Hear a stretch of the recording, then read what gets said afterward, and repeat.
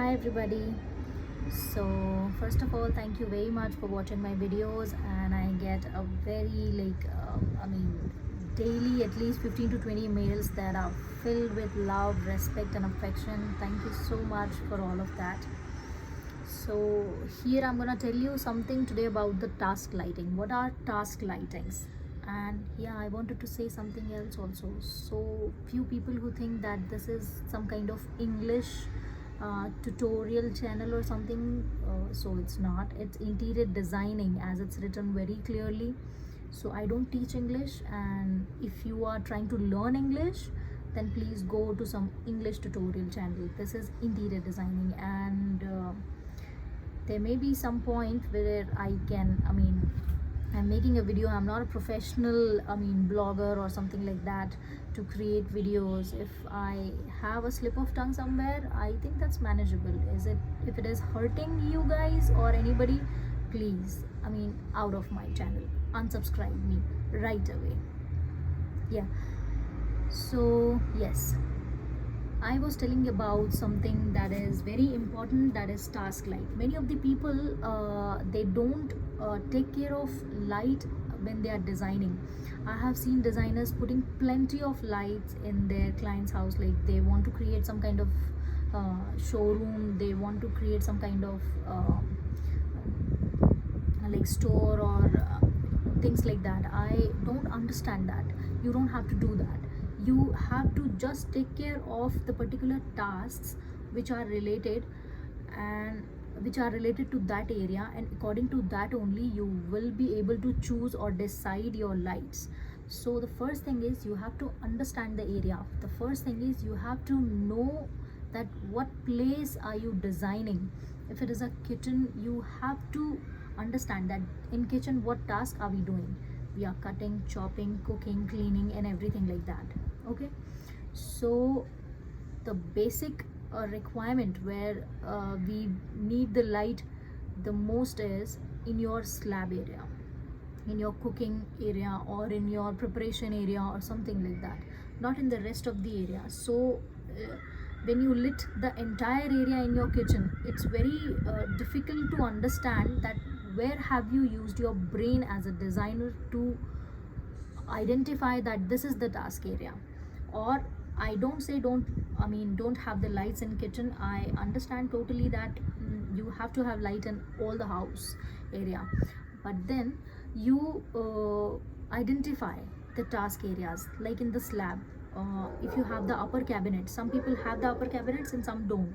Like I personally don't like a lot of upper cabinets or middle lofts in the kitchen area. So but then generally like 98 to 100% people, they have the middle loft or upper cabinets in the kitchen. So you can have a sleek T5 light over there for the task, like a special or a particular light for the slab area.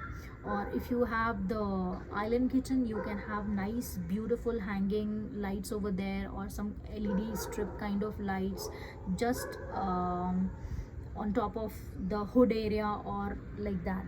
So that will help you to identify that this is my task area, and here I'm supposed to put the lights for that particular task. Say suppose in your bedroom, many of the people don't realize that if a bedroom is occupied by two people, like you can say there is a couple, some of the couples, they don't read or write or study or anything like that. I am not saying that they are illiterate. I am saying that they don't like to read or write while they're in their bedroom. So few people who like to read or write. So for that, it's the task area. You have to identify while counseling with the client that are you the person who reads book at the night, or are you the person who likes to have reading lights beside you. So you have to identify those task areas and choose the lights according to that.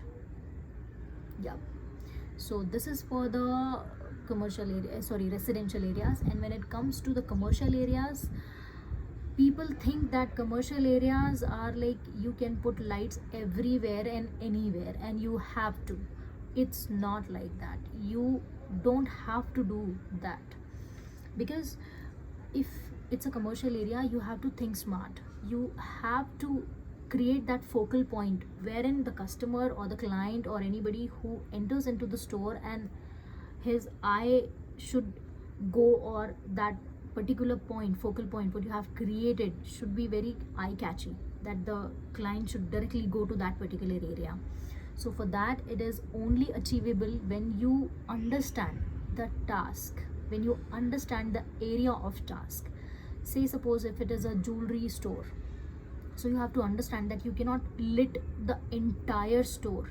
You have to understand where the jewelries are kept, where is the showcase area, and where the people show the jewelry. It's like you have a particular, I mean, show tables or slabs like there.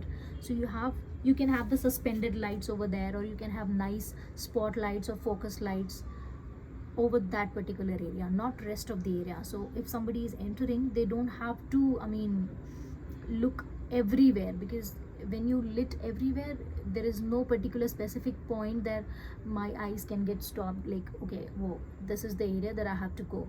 If there is light everywhere, if, I mean, you take few seconds to figure out, okay, so that tells me or anybody that designer has not taken that extra mile to identify the task area.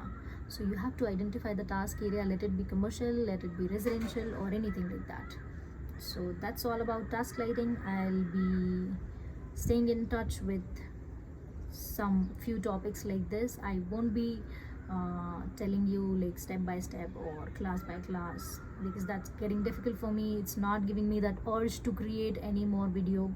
So if it is not a particular content that I have to follow through, then of course I'm ready to share my videos. And as I said in beginning also, those who are thinking that I am teaching English over here, I am not teaching English. And if you are very curious and, I mean, keen to learn language, or you think that I mean, you want more upgraded language or something like that, then please get out of my channel. Thank you.